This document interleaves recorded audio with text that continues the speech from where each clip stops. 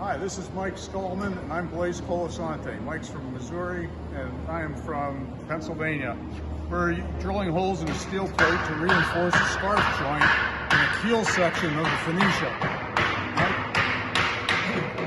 We're using a magnet drill, which is a portable drill press that utilizes a powerful electromagnet to hold the drill stable down to the steel plate we're drilling on. So the magnet is turned on.